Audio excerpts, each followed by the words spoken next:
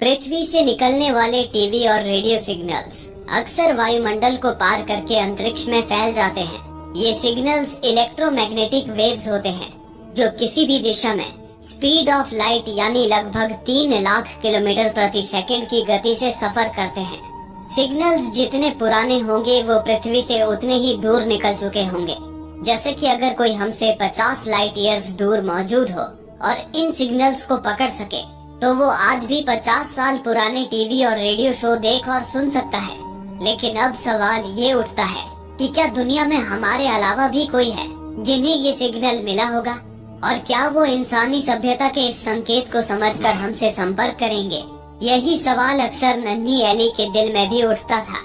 बिना माँ के सिर्फ अपने पिता की परवरिश में पली वो बच्ची अपने पिता के पुराने रेडियो से लंबी दूरी तक संदेश भेजने की कोशिश करती रहती और इंतजार करती किसी अनजाने जवाब का। वो बार बार अपने पिता से यही सवाल करती कि क्या इस दुनिया में हमारे अलावा भी कोई सभ्यता मौजूद है। हालांकि इस सवाल का जवाब उसके पिता के पास भी नहीं होता, पर वो कहते, अगर इस पूरे ब्रह्मांड में हम अकेले हैं तो क्या ये पूरी दुनिया, ये अंतरिक्ष बेफिजूल की बस खाली जगह है। अपने पिता की बातों से प्रेरित होकर एली ने अपना मकसद पहचान लिया था। बड़ी होती ही वो SETI प्रोग्राम से जुड़ गई। SETI यानी कि search for extra terrestrial intelligence. इस प्रोग्राम का मकसद था दूसरे ग्रहों पर बुद्धिमान जीवन यानी एलियंस की तलाश करना। एली को हाल ही में प्यूर्तो रिको के एक छोटे से शहर में भेजा गया था जहां एक विशाल स्पेस ऑब्जर्वेटरी मौजूद थी। वहां एक बड़ा सा एंटीना लगा था जो अंतरिक्ष में लंबी दूरी तक सिग्नल भेज और रिसीव कर सकता था। अब तक वहां ब्लैक होल्स और नए ग्रहों पर रिसर्च होती थी, लेकिन अब एली वहां एलियंस की खोज करने वाली थी।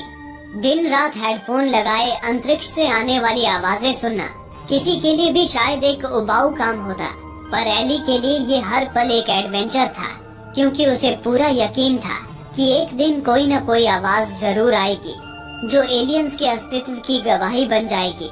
एली की तरह ही दुनिया से अलग सोच रखने वाला एक और शख्स था जिसका नाम था केंट। केंट यूं तो देख नहीं सकता था, लेकिन उसे अंतरिक्ष की आवाजें सुनना पसंद था। केंट उस ऑब्जर्वेटरी का हेड रिसर्चर था। उसने एली का स्वागत करते हुए उसे अपनी टेक्नीशियन टीम से मिलाया और सभी मिलकर अपने काम पर लग गए। फिर एक रोज डेविड ड्रमलिन एली की ऑब्जर्वेटरी में आया। ड्रमलिन व्हाइट हाउस का चीफ साइंटिफिक एडवाइजर था जो SETI प्रोग्राम के निरीक्षण के लिए आया हुआ था। उसके स्वागत में उस शाम ऑब्जर्वेटरी में एक पार्टी रखी गई। हालांकि ड्रमलिन को ये SETI प्रोग्राम सरकारी पैसों की बर्बादी लग रही थी। उसका मानना था कि उन्हें थ्योरेटिकल और काल्पनिक चीजों की खोज छोड़कर प्रैक्टिकल चीजों पर रिसर्च करनी चाहिए। पर तभी एक आदमी वहां आया और उसने कहा, भला सच की खोज करना पैसों की बर्बादी कैसे है? आखिर विज्ञान का असली मकसद ही तो सच की खोज करना है। उसे सुनकर ड्रमलिन की बोलती बंद हो गई। उस शख्स का नाम पामर जॉस था। पामर एक प्रसिद्ध स्पिरिचुअल फिलोसोफर और लेखक था जो ईश्वर और धार्मिक जैसे विषयों पर गहराई से विचार करता था। एली को पामर का अंदाज भा गया। पामर भी एली में काफी इंटरेस्ट दिखा रहा था। हालांकि उन दोनों की सोच में जमीन आसमान का फर्क था, पर फिर भी उनके दिल आपस में जुड़ गए। उस रात उन दोनों ने एली के घर पर प्यार भरे पल बिताए। इसी दौरान पामर ने एली के घर पर उसकी और उसके पिता की तस्वीर देखी और एली से उसके पिता के बारे में पूछा। इस पर एली ने बताया कि जब वो 8 साल की थी तब एक बीमारी ने उसके पिता की जान ले ली। तब से वो इस दुनिया में अकेली है। इस पर पामर उसे ये कहकर दिलासा देने लगा कि वो अकेली नहीं है, भगवान उसके साथ है। पर ये बात एली को रास नहीं आई, क्योंकि वो भगवान और आस्था जैसी चीजों पर बिल्कुल भी यकीन नहीं रखती थी। वो हर चीज के पीछे साइंटिफिक सबूत तलाश करती थी। पामर को धर्म और आस्था की बात करते देख वो उसे अलविदा कहकर अपनी ऑब्जर्वेटरी में आ गई। लेकिन वहां पहुंचकर एली को एक झटका लगा। केंट ने उसे बताया कि ड्रमलिन ने उनका SETI प्रोग्राम बंद कर दिया है। दरअसल ड्रमलिन का मानना था कि अंतरिक्ष में केवल कार्बन और गैसों के अलावा और कुछ नहीं है, और अगर अंतरिक्ष में एलियंस हुए भी तो वो इतनी दूर होंगे कि उनसे कांटेक्ट करना नामुमकिन है।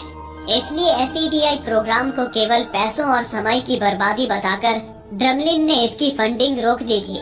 एक पल में ही एली का सारा सपना चूर चूर हो गया। वो मायूस होकर घर लौट आई। हालांकि एली को पूरा यकीन था कि अंतरिक्ष बेफिजूल ही इतना विशाल नहीं हो सकता। दुनिया में और भी सभ्यताएं जरूर हैं। वो अपनी ये खोज किसी भी हाल में रोकना नहीं चाहती थी। उसने केंट और अपनी बाकी टीम के साथ न्यू मैक्सिको जाने का फैसला कर लिया, क्योंकि हाल ही में न्यू मैक्सिको में VLA का निर्माण किया गया था। VLA यानी वेरी लार्ज अरे, बड़े बड़े रेडियो टेलीस्कोप्स का ऐसा समूह था जो अंतरिक्ष से आने वाली बेहद सूक्ष्म रेडियो तरंगों को पकड़ सकता था, वो भी कई लाइट ईयर्स दूर से। लेकिन इन टेलीस्कोप्स का इस्तेमाल करना आसान नहीं था। इसके लिए न सिर्फ सरकार की मंजूरी चाहिए थी, बल्कि एक बड़ी फंडिंग भी। एली ने हर दरवाजे पर दस्तक दी। 13 महीनों तक एक कंपनी से दूसरी कंपनी, हर जगह जाकर वो अपने प्रोजेक्ट का प्रस्ताव रखती रही, लेकिन हर बार उसे नाकामयाबी ही मिली और हर बार उम्मीद थोड़ी और टूटती गई। आखिरकार 13 महीनों की तलाश के बाद एली हेडन इंडस्ट्रीज के ऑफिस में पहुंची, जिसका नाम दुनिया की सबसे बड़ी कंपनियों में शुमार था। एली को इस कंपनी से बड़ी उम्मीद थी, क्योंकि ये कंपनी एक फाउंडेशन चलाती थी जो सबसे क्रिएटिव और साहसी साइंस प्रोजेक्ट्स को फंड करता था। एली ने उनके बोर्ड मेंबर्स के सामने अपना प्रोजेक्ट पेश किया। SETI एक ऐसा प्रोजेक्ट जो अंतरिक्ष में बुद्धिमान एलियन सभ्यताओं की खोज के लिए समर्पित था। खुशकिस्मती से वहां एली के प्रोजेक्ट को मंजूरी मिल गई। एली को अब एक हेडक्वार्टर और रेडियो टेलीस्कोप्स की पूरी फौज मिल गई थी। वो पूरी शिद्दत से अपने काम पर लग गई। वो घंटों डिश एंटीना के पास बैठी अंतरिक्ष से आने वाली आवाजों को सुनती रहती। इसी तरह 4 साल गुजर गए। हालांकि अब तक उसे किसी ग्रह पर जीवन के कोई संकेत नहीं मिले थे, लेकिन उसकी जिज्ञासा ने उसके हौसलों को टूटने नहीं दिया था। वो अभी भी उतनी ही मेहनत से काम कर रही थी, पर तभी उसके सपनों पे एक और ग्रहण लग गया। केंट ने उसे बताया कि ड्रमलिन एक बार फिर उनके रास्ते का रोड़ा बन रहा है। दरअसल ड्रमलिन ने गवर्नमेंट और बाकी साइंटिस्ट्स के दिमाग में भी इस प्रोग्राम के फिजूल होने की बात डाल दी थी। इसलिए अब गवर्नमेंट खुद ये प्रोजेक्ट बंद करवाना चाहती थी। भले ही इस प्रोजेक्ट को हेडन इंडस्ट्रीज फंड कर रही थी और उन्होंने 6 सालों के लिए उस जगह और रेडियो टेलीस्कोप्स को लीज पर ले लिया था, पर गवर्नमेंट के आदेश के आगे वो कंपनी भी कुछ नहीं कर सकती थी। सरकार ने एली और उसकी टीम को वो जगह खाली करने के लिए 3 महीनों की मोहलत दी थी। इस बात से एली काफी ज्यादा टूट चुकी थी। उसे सब खत्म सा लगने लगा था। वो मायूस होकर डिश एंटीना के पास चली आई और एकांत में बैठकर एक बार फिर फ्रीक्वेंसीज को सुनने लगी। तभी कुछ ही पल बाद एली के हेडफोन में एक अजीब सी आवाज गूंजी, कुछ ऐसा जो उसने पहले कभी नहीं सुना था। एक ठंडी सनसनी उसके पूरे शरीर में दौड़ गई। ये एक रेडियो सिग्नल था जो सीधा अंतरिक्ष की गहराइयों से आ रहा था। एली बिना वक्त गंवाए दौड़ती हुई कंट्रोल रूम पहुंची और अपनी टीम के साथ मिलकर उस अजीब सिग्नल की रिकॉर्डिंग और जांच में जुट गई। जल्द ही पता चला कि वो सिग्नल हमसे 26 लाइट ईयर्स दूर वेगा नाम के एक स्टार सिस्टम से आ रहा था और कुछ मिलीसेकंड्स के अंतराल पर लगातार पल्सेस भेज रहा था।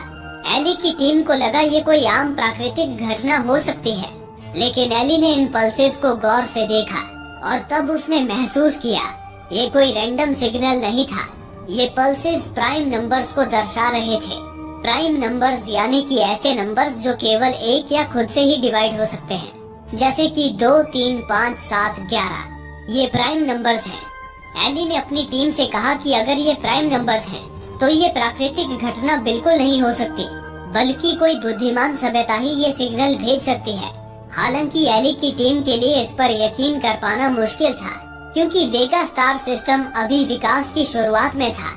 जैसे हमारे सौरमंडल को पूरी तरह विकसित होने और पृथ्वी पर जीवन पनपने में 3.5 अरब साल लगे, लेकिन वेगा महज 40 करोड़ साल पुराना था। अब तक वहाँ कोई भी ग्रह स्थिर नहीं था। चारों ओर सिर्फ चट्टानों का तूफान था, बिखरी हुई असंतुलित दुनिया। ऐसे में वैज्ञानिक दृष्टिकोण से वहाँ जीवन पनपना लगभग असंभव माना जा रहा था। लेकिन एली ने अपनी टीम को समझाते हुए कहा, संभव है उनका घर वेगा में न हो, शायद वो कहीं और से आए हो और वेगा बस एक माध्यम हो, एक रिले पॉइंट, सिग्नल भेजने का जरिया। अपने यकीन को हकीकत में बदलने के लिए एली ने सरकार को उस सिग्नल की जानकारी दी और फिर कुछ ही घंटों में मिलिट्री और सरकारी अधिकारियों की एक टीम एली की ऑब्जर्वेटरी पर पहुंच गई। उनके साथ ही वहां पहुंचा डेविड ड्रमलिन, जो अब इस पूरे मिशन की कमान अपने हाथ में लेने वाला था। एली ने सभी अधिकारियों को बताया कि उसने दुनिया के 22 देशों के ऑब्जर्वर से इस सिग्नल की पुष्टि करवा ली है। सभी ने माना कि ये सिग्नल वेगा स्टार सिस्टम से ही आ रहा है और ये निश्चित तौर पर किसी बुद्धिमान सभ्यता द्वारा भेजा गया है।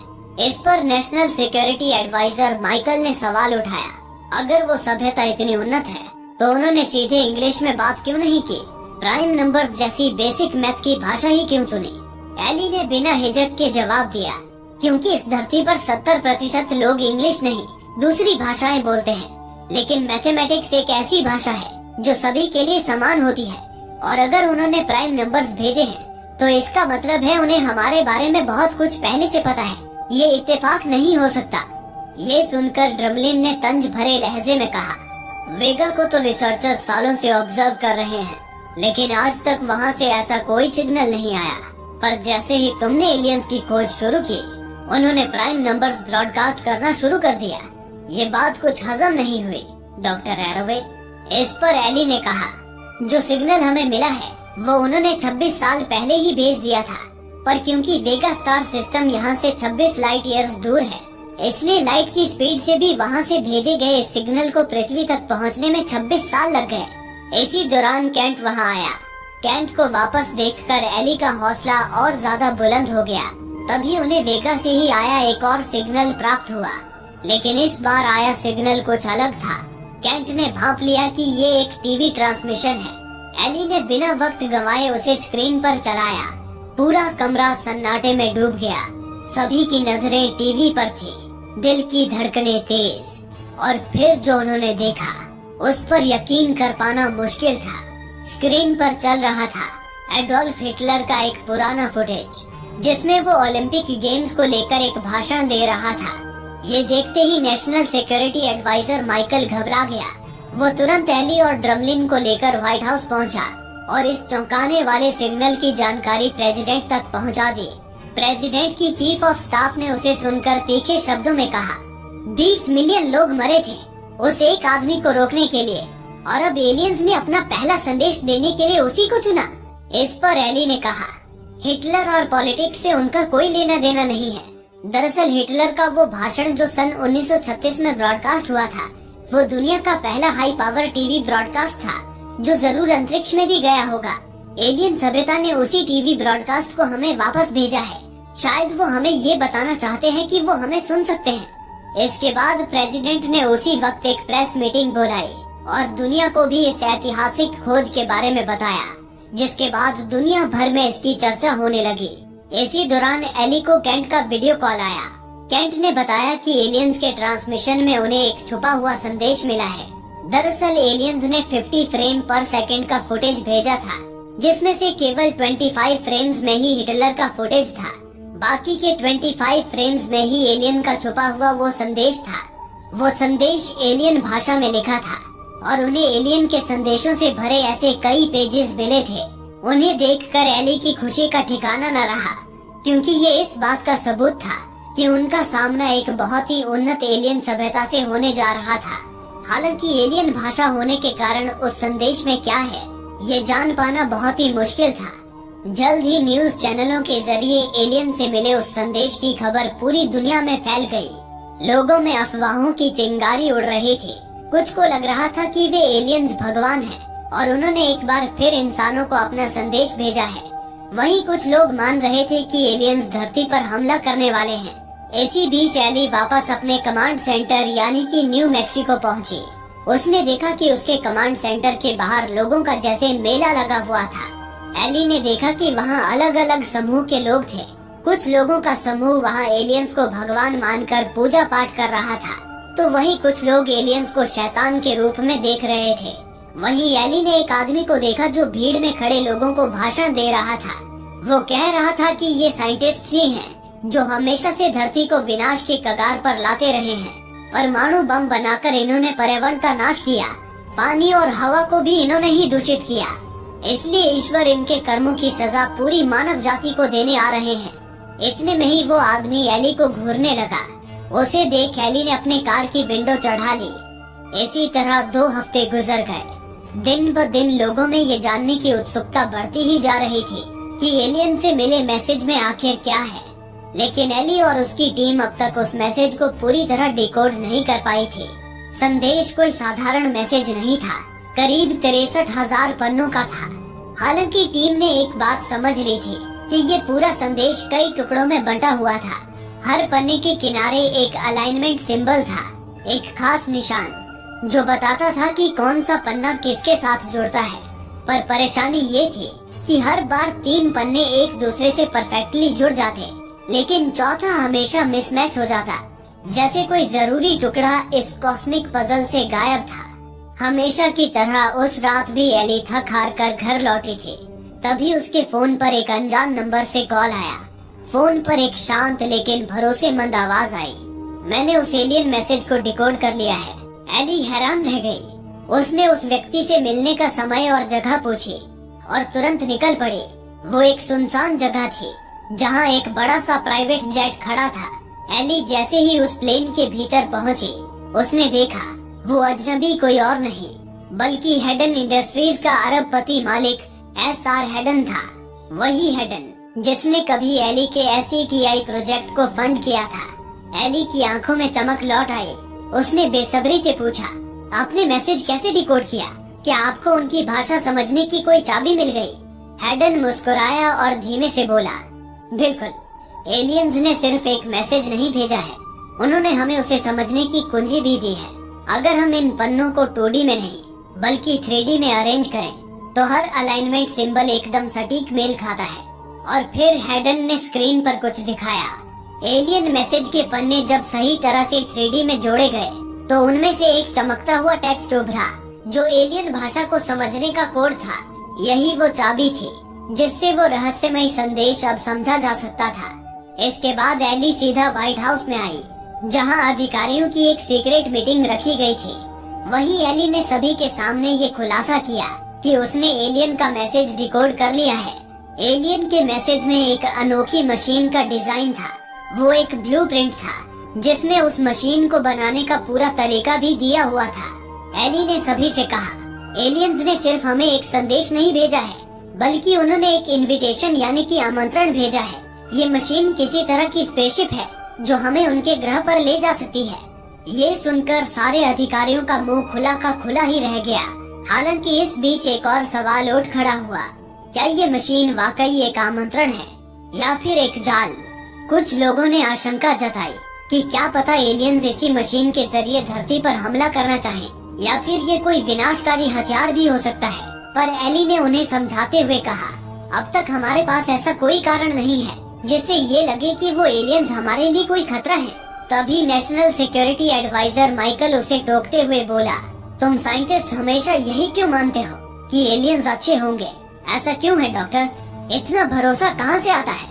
जवाब में एली ने कहा, अगर कोई सभ्यता इतनी एडवांस है कि वो हमसे लाइट ईयर्स दूर से संपर्क कर सकती है तो वो न सिर्फ तकनीकी रूप से बल्कि मानसिक रूप से भी हमसे कहीं आगे होगी। देखा जाए तो हम इंसान उनके लिए बस सूक्ष्म जीव जैसे होंगे, ना कोई खतरा ना कोई महत्व।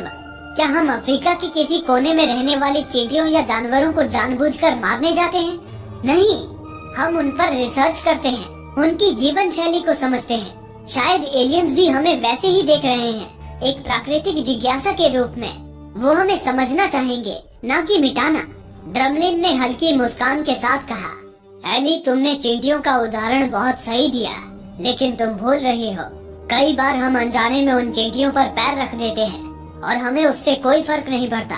अगर एलियंस भी हमें सिर्फ एक सूक्ष्म जीव मानते हैं तो हो सकता है कि रिसर्च करते करते ही सही हमें खत्म कर देने में भी उन्हें कोई पछतावा न हो।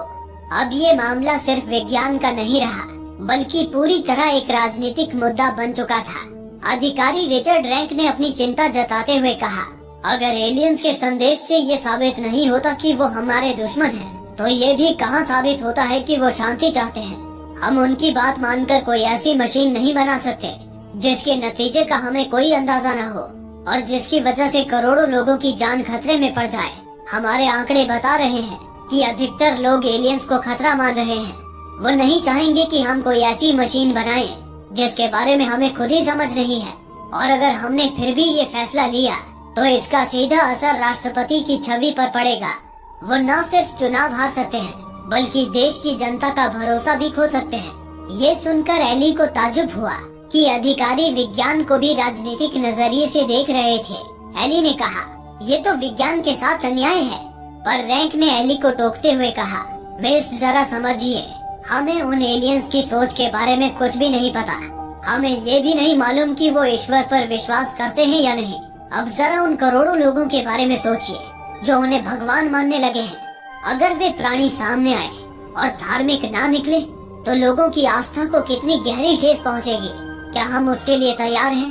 एली ने सीधा जवाब दिया, लेकिन यहाँ तो साफ जाहिर है कि ये सभ्यता विज्ञान में विश्वास रखती है, इसलिए उन्होंने अपना संदेश भी विज्ञान की भाषा में भेजा। अगर उनका स्वभाव धार्मिक होता तो ये संदेश किसी जलती हुई झाड़ी की तरह आता या आसमान से कोई दिव्य आकाशवाणी सुनाई देती। तभी पीछे से किसी ने कहा, ये आकाशवाणी ही तो है। एली ने जब मुड़कर देखा तो वो कोई और नहीं बल्कि पामर था। दरअसल कुछ समय पहले पामर की एक किताब पब्लिश हुई थी, लूजिंग फेथ। वो किताब इस विषय पर थी कि कैसे साइंस और टेक्नोलॉजी सदियों से चली आ रही हमारी संस्कृति, परंपरा, धर्म, ईश्वर और लोगों की मान्यताओं को खत्म कर रही है। ये अब तक की सबसे ज्यादा बिकने वाली किताब बन गई थी। उसके बाद से ही पामर कोई आम इंसान नहीं रहा था, बल्कि वो आध्यात्मिक सलाहकार बन चुका था। उसने व्हाइट हाउस में भी अपनी खास जगह बना ली थी। एली अचानक उसे वहाँ देख हैरान रह गई। दरअसल पामर का मानना था कि भले ही एलियन का संदेश वैज्ञानिक भाषा में आया हो, लेकिन आकाश से आई वो आवाज एक धार्मिक प्रतीक की तरह भी देखी जा सकती है। और ऐसे में ये संदेश न सिर्फ साइंस बल्कि आस्था से जुड़े सवाल भी खड़े करती है। इसलिए पामर ने कहा कि उन्हें बिना डर फैलाए विश्वास के साथ इस खोज को आगे बढ़ने देना चाहिए। पामर की बातों ने एली को काफी प्रभावित किया। वो पामर को दोबारा देखकर खुश थी। कुछ समय बाद राष्ट्रपति ने प्रेस कॉन्फ्रेंस के जरिए पूरी दुनिया को एलियन संदेश की जानकारी दी और उसी शाम व्हाइट हाउस में वैज्ञानिकों और अधिकारियों की एक पार्टी रखी गई। एली भी वहाँ मौजूद थी। उसकी मुलाकात फिर से पामर जॉस से हुई। हल्की फुल्की बातों के बीच एली ने पामर की तरफ देखा और कहा, मैंने तुम्हारी किताब पढ़ी है। एक कोट अब भी मेरे जहन में गूंजता है। तुमने लिखा था, कैसी विडंबना है, लोग इस दौर में विज्ञान को सबसे ज्यादा मानते हैं, सारे जवाब विज्ञान से चाहते हैं, लेकिन फिर भी विज्ञान उन्हें वो एक जवाब नहीं दे पाया जिसके लिए लोग सबसे ज्यादा भूखे हैं, मीनिंग, यानी कि जीवन का अर्थ। विज्ञान ने बहुत कुछ बताया समझाया, जैसे ब्रह्मांड कैसे काम करता है और ये भी कि हम दुनिया में कैसे आए, लेकिन विज्ञान आज तक ये नहीं बता पाया कि हम दुनिया में क्यों हैं या हमारे जीवन का उद्देश्य क्या है। पामर मुस्कुराया और बस इतना कहा, हाँ ये तो सच है। एली थोड़ी गंभीर हो गई। उसने कहा, हद है, क्या तुम ये कहना चाह रहे हो कि विज्ञान ने ईश्वर को खत्म कर दिया है? क्योंकि विज्ञान इन धारणाओं पे विश्वास नहीं करता, लेकिन विज्ञान का मकसद सिर्फ सच तलाश करना है, न कि जीवन का अर्थ और ईश्वर जैसे धार्मिक मान्यताओं को सच साबित करना। पामर इसका जवाब देना चाहता था, लेकिन शब्द गले में ही अटक कर रह गए। एली ने आगे कहा, सोचो तब क्या होगा जब विज्ञान ने ये साबित कर दिया कि ईश्वर कभी थे ही नहीं। अब पामर भी गंभीर हो गया। वो अब इस बहस में असहज महसूस करने लगा। वो टॉपिक बदलना चाह रहा था, लेकिन एली तो अब जैसे पामर की मान्यताओं को कुचलने पर ही अड़ गई। उसने पूछा, क्या तुमने कभी ऑकम्स रेजर प्रिंसिपल के बारे में सुना है? ये सिद्धांत कहता है अगर किसी चीज के कई एक्सप्लेनेशन हो तो सबसे सिंपल एक्सप्लेनेशन आमतौर पर सही होती है। तो सोचो पामर, क्या हमें ये मानना चाहिए कि इस पूरे ब्रह्मांड को किसी अदृश्य शक्ति ने एक मकसद के लिए बनाया है, लेकिन वो हमें अपने होने का कोई भी सबूत नहीं देना चाहता? या फिर ऑकम रेजर के मुताबिक ज्यादा लॉजिकल यही नहीं होगा कि हमने खुद भगवान को बनाया है ताकि हम इस रहस्यमयी अनंत ब्रह्मांड में खुद को इतना अकेला और बेबस महसूस न करें? पामर ने एक पल सोचा, फिर पूरी ईमानदारी से कहा, मुझे इस सवाल का जवाब नहीं पता, लेकिन मैं ऐसे संसार की कल्पना भी नहीं कर सकता जहाँ कोई ईश्वर न हो। मेरे लिए मेरी आस्था ही मेरा आधार है। एली उसकी आंखों में देखते हुए बोली, शायद तुम्हें भ्रम में जीना पसंद हो, लेकिन मैं सिर्फ वैज्ञानिक सबूतों पर यकीन करती हूँ। मुझे सिर्फ प्रूफ चाहिए। पामर एक पल रुका और बड़ी सादगी से पूछा, ठीक है, तो तुम्हें सिर्फ साइंटिफिक प्रूफ पर भरोसा है। फिर मेरे एक सवाल का जवाब दो, क्या तुम अपने पिता से प्यार करती थी? एली ने जवाब दिया, हाँ, सबसे ज्यादा। ये सुनकर पामर ने कहा, तो इसे साइंटिफिकली प्रूव करो। एली कुछ पल के लिए चुप रह गई। वो हैरान थी, पहली बार उसके पास कोई जवाब नहीं था। पामर ने कहा, एली, तुम अपने पिता से बेइंतहा प्यार करती थी, लेकिन क्या उस प्यार को साइंटिफिकली प्रूव किया जा सकता है? क्या वो इमोशन, कनेक्शन, यादें किसी लैब में टेस्ट की जा सकती है? नहीं। लेकिन फिर भी तुम जानती हो कि वो प्यार सच था। जिस तरह हमें प्यार को साबित करने की जरूरत नहीं होती, उसी तरह भगवान, विश्वास और आस्था को भी साबित करने की जरूरत नहीं है। इसी दौरान एक बड़ी खबर सामने आई। वैज्ञानिकों ने एलियंस द्वारा भेजे गए संदेश का 3D मॉडल तैयार कर लिया था। मॉडल देखकर साफ हो गया कि उस मशीन में एक इंसान के बैठने की खास जगह थी। यानी एली की थ्योरी बिल्कुल सही थी। ये सिर्फ एक संदेश नहीं, बल्कि एक इनविटेशन था। एलियंस इंसानों को अपने ग्रह पर बुला रहे थे। राष्ट्रपति ने तुरंत अधिकारियों की एक मीटिंग बुलाई और उस मीटिंग में आधिकारिक रूप से एलियन मशीन को बनाने का ऐलान कर दिया। हालांकि ये प्रोजेक्ट सस्ता नहीं था, अरबों डॉलर का खर्च आने वाला था। इसलिए राष्ट्रपति ने दुनिया के बाकी देशों को भी इस मिशन में साझेदार बनने का न्योता दिया, ताकि ये इंसानियत का प्रोजेक्ट बने, न कि सिर्फ किसी एक देश का। लेकिन अब सबसे बड़ा सवाल ये था, आखिर वो कौन होगा जो एलियंस की मशीन में बैठकर धरती की तरफ से पहली बार ब्रह्मांड की सीमा पार करेगा? इसके लिए एक विशेष सिलेक्शन कमेटी बनाई गई, जिसका काम था दुनिया के सबसे बुद्धिमान, साहसी और जिम्मेदार इंसान को चुनना, जो एलियन से मिलने जाएगा। एली खुद इस खोज का सबसे अहम हिस्सा थी, इसलिए उसका नाम भी उम्मीदवारों की सूची में शामिल हुआ। एलियन से मिलने का जुनून ऐसा था कि ड्रमलिन ने तो कैंडिडेट बनने के लिए अपनी नौकरी तक छोड़ दी। धीरे धीरे 10 दावेदार चुने गए, जिनमें एली और ड्रमलिन दोनों शामिल थे। कुछ दिन बाद वो दिन आया जिसका इंतजार पूरी दुनिया कर रही थी, यानी कि कैंडिडेट्स का फाइनल टेस्ट। हर देश की नजरें टेलीविजन स्क्रीन पर टिकी थी। सब जानना चाहते थे, आखिर कौन जाएगा ब्रह्मांड के उस पार। सिलेक्शन कमेटी में थे दुनिया के सबसे बड़े स्कॉलर्स, साइंटिस्ट्स, थियोलॉजियंस, फिलोसोफर्स। वहीं पामर भी उनमें शामिल था। एक एक करके उन्होंने सभी कैंडिडेट से सवाल पूछे और फिर आई एली की बारी। एली ने पूरे आत्मविश्वास के साथ सिलेक्शन कमेटी के हर सवाल का धैर्य और समझदारी से जवाब दिया। इसके बाद एक मेंबर ने एली से सवाल किया, इस मिशन में अगर आप उन बुद्धिमान एलियन सभ्यता से मिलती हैं और आप उनसे केवल एक ही सवाल पूछ सकती हैं, तो वो सवाल क्या होगा? एली ने बड़ी ही खूबसूरती से जवाब दिया। उसने कहा, मैं पूछूंगी, आपने ये कैसे किया? कैसे इतने आगे बढ़े बिना खुद को खत्म किए? क्योंकि हम इंसान, विज्ञान और टेक्नोलॉजी जितना आगे बढ़ रहे हैं, उतना ही खुद को और पृथ्वी को खतरे में डाल रहे हैं। आप जैसे एडवांस स्पीशीज ने इस दौर को कैसे पार किया? मैं ये सवाल पूछूंगी क्योंकि आज यही टेक्नोलॉजी में आगे बढ़ रहे इंसानों के आगे सबसे बड़ी चुनौती है। एली के इस जवाब ने कमेटी मेंबर्स को इम्प्रेस कर दिया। एली को पूरा यकीन हो चुका था कि पैसेंजर उसे ही चुना जाएगा। लेकिन तभी पामर ने एली से एक आखिरी सवाल पूछा।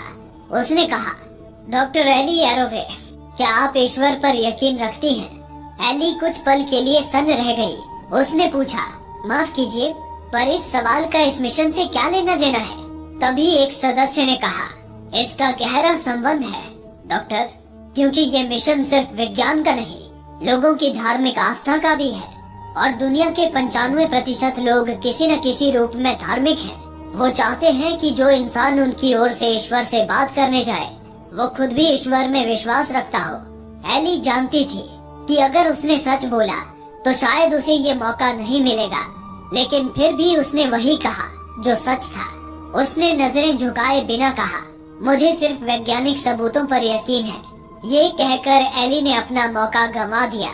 कुछ समय बाद रिजल्ट सामने आया। कमेटी ने ड्रमलिन को पैसेंजर के तौर पर चुन लिया था, क्योंकि ड्रमलिन ने इस सवाल का वो जवाब दिया जो लोग सुनना चाहते थे। उसने खुद को पूरी तरह एक धार्मिक इंसान बताया। एली को सबसे ज्यादा बुरा इस बात का लगा कि पामर ने उसके लिए वोट भी नहीं किया था। एली पामर से बहुत ज्यादा रूठ गई। इसके बाद वो पामर से कभी नहीं मिली। कुछ दिनों के बाद वैज्ञानिक और इंजीनियर्स की कड़ी मेहनत के बाद आखिरकार एलियन की मशीन बनकर तैयार हो गई। ये एक आधुनिक टेक्नोलॉजी की मशीन थी जिसमें बड़े बड़े रिंग के आकार के पार्ट्स लगे हुए थे और उस मशीन के ऊपर एक कैप्सूल जैसा पैसेंजर पॉड भी मौजूद था जिसमें पैसेंजर को बिठाया जाना था। एलियंस के इंस्ट्रक्शंस के मुताबिक उस रिंग के घूमने पर उसके बीचों बीच पैसेंजर पॉड में बैठे पैसेंजर को गिराया जाना था। हालांकि कोई भी ये नहीं जानता था कि मशीन के बीचों बीच आने के बाद पैसेंजर के साथ क्या होगा। कुछ विशेषज्ञों का मानना था कि मशीन के बीचों बीच कोई नया डायमेंशन खुलेगा जो पैसेंजर को एलियन की दुनिया में ले जाएगा। तो वहीं कुछ का मानना था कि मशीन के बीच एक वर्म होल खुलेगा जो लाइट की स्पीड से पैसेंजर को एलियन के प्लेनेट में पहुंचा देगा। हालांकि ये प्रोसेस जितना आसान लगता था उतना ही खतरनाक था। कई विशेषज्ञ दावा कर चुके थे कि इस मशीन में जाने वाले पैसेंजर की मौत तो तय है, इसलिए इंसान को भेजने से पहले इस मशीन का ट्रायल किया जा रहा था और पहले एक रोबोट को भेजा जा रहा था। ड्रमलिन इस ट्रायल मिशन को सुपरवाइज कर रहा था। वो अपनी टीम के साथ मशीन के टावर पर था और वहीं एली बाकी टेक्नीशियन टीम के साथ कंट्रोल रूम संभाल रही थी। भले ही एली ने पैसेंजर बनने का मौका गंवा दिया था, लेकिन अब भी वो इस मिशन में अपना योगदान दे रही थी। एली के साथ साथ दुनिया भर की नजरें इस मिशन पर गड़ी हुई थी। इसी के साथ मशीन शुरू की गई। सब कुछ सही चल रहा था, लेकिन तभी अचानक एली का ध्यान ड्रमलिन के एक टेक्नीशियन की तरफ गया। असल में वो कोई टेक्नीशियन नहीं था, बल्कि वही आदमी था जो वैज्ञानिकों के खिलाफ प्रोटेस्ट करता था। एली उसे देखते ही पहचान गई। वो समझ गई कि वो आदमी कुछ गड़बड़ करने वाला है। एली ने तुरंत ड्रमलिन की टीम को उस आदमी से सतर्क किया, जिसके बाद ड्रमलिन और उसकी टीम ने उसे धर दबोचा। लेकिन वो आदमी तो बम से लदा हुआ था। ड्रमलिन कुछ कर पाता उससे पहले ही उसने बम का धमाका कर दिया। अरबों डॉलर की वो मशीन एक ही पल में मलबे के ढेर में बदल गई। इस धमाके में ड्रमलिन भी मारा गया। इस घटना ने एली के साथ साथ दुनिया भर के लोगों की उम्मीदों को चकनाचूर कर दिया। वो मशीन इतनी महंगी थी कि दोबारा उसे बना पाना नामुमकिन था। एली अब हार मानकर सीधा अपने घर लौट आई। तभी उसने देखा कि उसके घर पर कोई नया और एडवांस कंप्यूटर सिस्टम छोड़ गया था। एली ने जब कंप्यूटर को ऑन किया तभी उसमें एक वीडियो कॉल शुरू हो गया। वो वीडियो कॉल हेडन का था, जो इन दिनों एक रशियन स्पेस स्टेशन में रह रहा था। दरअसल हेडन को कैंसर था, इसलिए वो अंतरिक्ष की जीरो ग्रेविटी और कम ऑक्सीजन में अपना समय बिता रहा था, क्योंकि इससे उसकी बीमारी के बढ़ने की गति धीमी हो सकती थी। हेडन ने एली को जापान के होकाइडो आइलैंड की एक सैटेलाइट इमेज दिखाई। एली ने देखा कि होकाइडो आइलैंड में एक दूसरी एलियन मशीन मौजूद थी।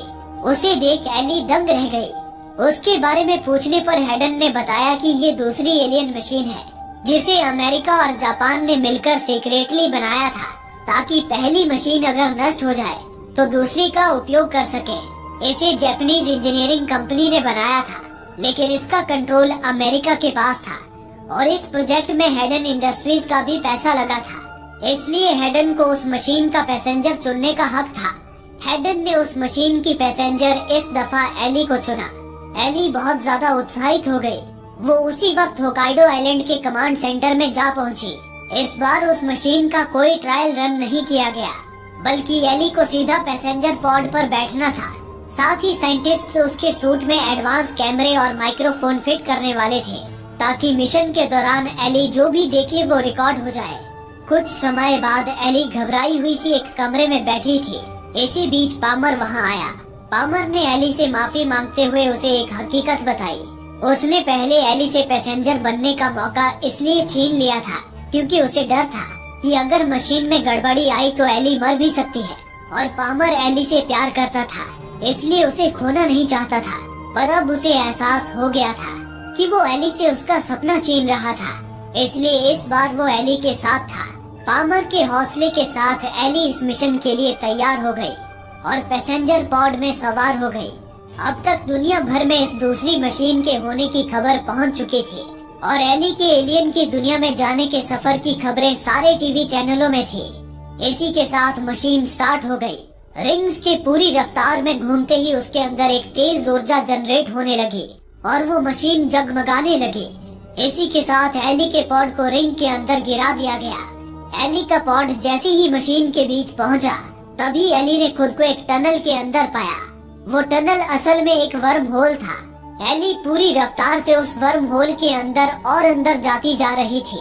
हालांकि इस दौरान कंट्रोल रूम का एली से संपर्क पूरी तरह टूट चुका था, जिससे कोई भी एली को देख या सुन नहीं पा रहा था। तभी अचानक ही एली एक झटके से उस वर्म होल से बाहर निकल आई, लेकिन अब वो अंतरिक्ष में थी, जहाँ से उसे वेगा स्टार सिस्टम नजर आ रहा था। एली उसकी खूबसूरती में लीन हो गई, उसे पता भी नहीं चला और वो पैसेंजर पॉड से एक समंदर के किनारे उतर आई। वो समंदर, वो द्वीप बिल्कुल पृथ्वी की तरह लग रहे थे, लेकिन आसमान में बादल की जगह एक पूरी गैलेक्सी नजर आ रही थी। लग रहा था जैसे वो उसके ऊपर ही हो। एली को अपनी आंखों पर यकीन नहीं हो रहा था।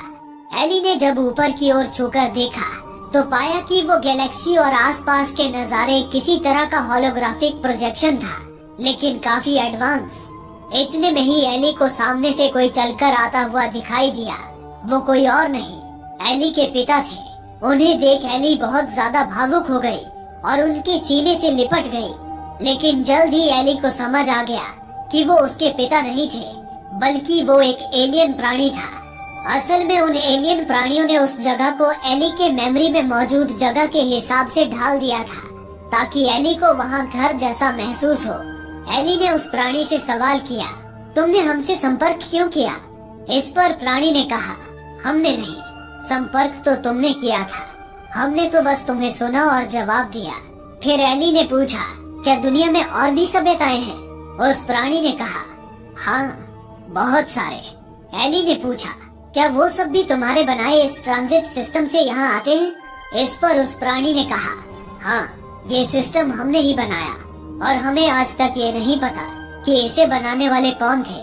हम जब यहाँ आए तब तक वो जा चुके थे, बहुत पहले, पर शायद एक दिन वो फिर लौटेंगे। एली ने आगे पूछा, क्या बाकी सभ्यताएं जिन्हें आप ढूंढ चुके हैं, क्या वो भी यहाँ आते हैं?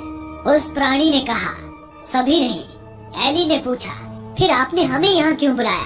क्या आप हमारी परीक्षा लेना चाहते थे कि हम काबिल हैं या नहीं? इस पर उस प्राणी ने कहा, नहीं, ये कोई टेस्ट नहीं है। हमने समझा है कि तुम इंसान खुद को दुनिया में बहुत अकेला महसूस करते हो। हम बस ये दिखाना चाहते थे कि तुम अकेले नहीं हो और ये ब्रह्मांड सोना नहीं है। एली ने पूछा, अब क्या होगा? उस प्राणी ने कहा, अब तुम्हें घर वापस जाना होगा। लेकिन एली बेचैन हो उठी और कहा, पर मुझे तो आपसे अभी कई सवाल पूछने हैं। क्या हम कभी यहाँ वापस आ पाएंगे? उस प्राणी ने कहा, ये तो बस पहला कदम था, अभी तुम्हारे आगे कई मंजिलें हैं।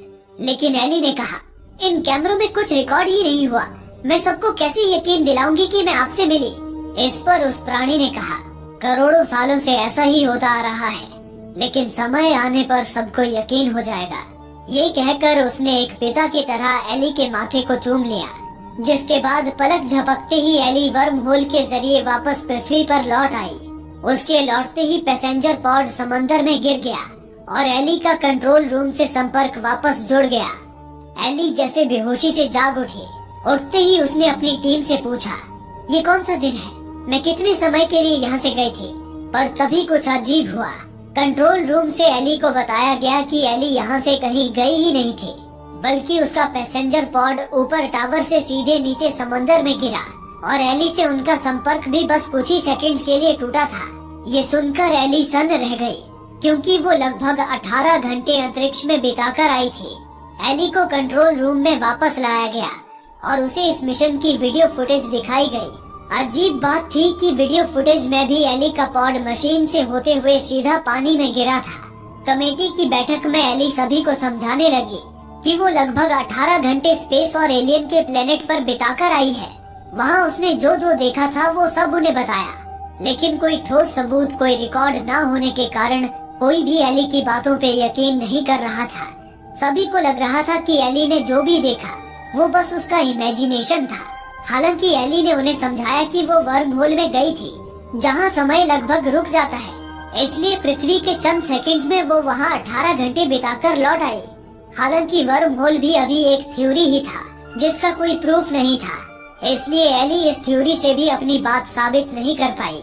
एली जो कल तक ये कहती थी कि उसे केवल वैज्ञानिक सबूतों पर यकीन है, लोगों के विश्वास को उनका भ्रम मानती थी, आज उसके ही पास अपने ही अनुभव को, अपनी आंखों देखी हकीकत को साबित करने के लिए कोई साइंटिफिक सबूत नहीं थे।